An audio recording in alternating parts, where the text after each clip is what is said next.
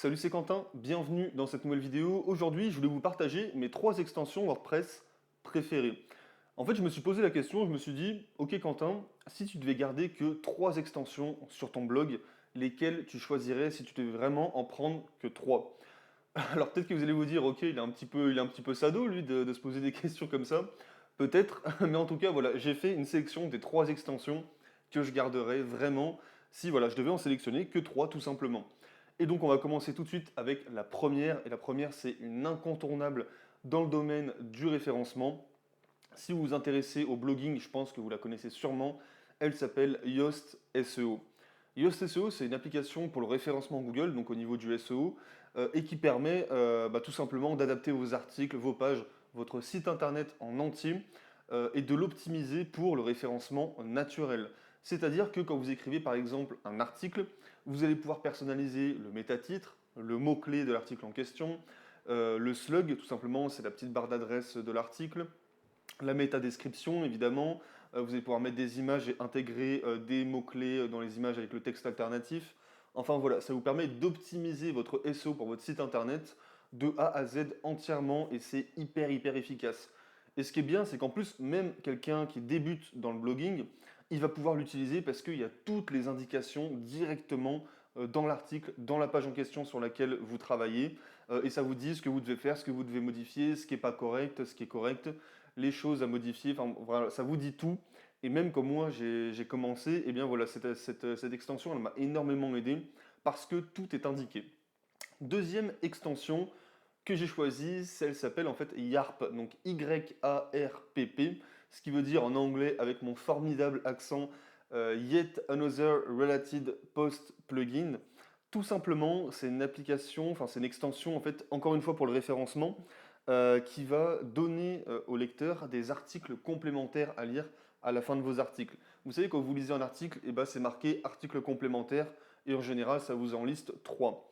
Et ben, cette extension-là, elle permet de faire ça. Et à quoi elle sert exactement? En fait, ça va servir à faire baisser votre taux de rebond.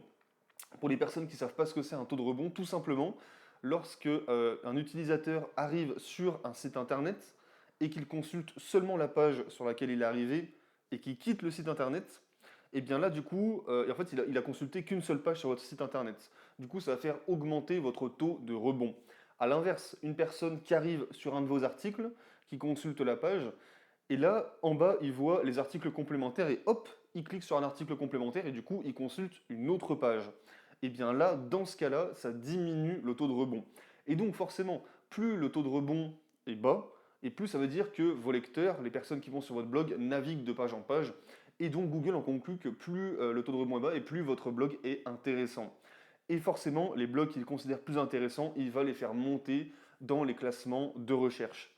Voilà très globalement, très schématiquement, comment marche le plugin Yet Another Related Post, enfin, comment, en fait, à quoi il sert surtout. Donc c'est un plugin très puissant que j'adore parce que ça va vraiment donner des indications d'articles complémentaires aux lecteurs et ça marche vraiment très bien. Et troisième extension que j'ai choisie, ça va s'appeler WP Super Cache. Ça va être pour la vitesse de votre site, c'est un système de mise en cache. Très rapidement, la mise en cache, c'est quoi? Quand quelqu'un va atterrir sur votre blog, en fait, ça va partir d'un serveur qui va amener ça sur votre adresse web. Et le serveur, il va être entre guillemets préchargé grâce au plugin de mise en cache et ça va accélérer la vitesse de votre site en préchargeant par exemple les images, en préchargeant quelques zones de texte, etc. etc.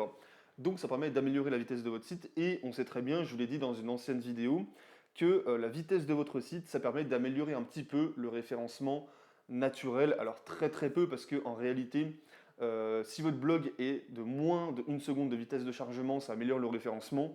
Mais je pense que ça existe. Je pense que globalement, des sites qui sont à moins de 1 seconde de téléchargement, de chargement, je pense qu'il en existe zéro, tout simplement.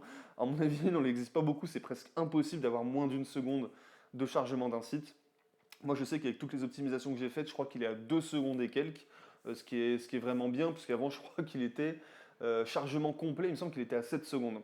Et en sachant que plus le temps de chargement, le temps de chargement est long, et plus vous allez perdre les personnes qui vont sur votre site et qui vont quitter parce qu'elles en ont marre, parce que c'est trop lent. Et de plus en plus, voilà, on va toujours plus vite, Internet c'est toujours plus rapide.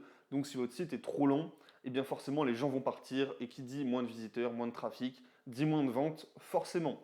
Donc ce plugin WP Super Cache, système de mise en cache, il est très simple, vous avez juste à cliquer sur activer, vous vous occupez de rien et encore une fois c'est une extension qui est très puissante.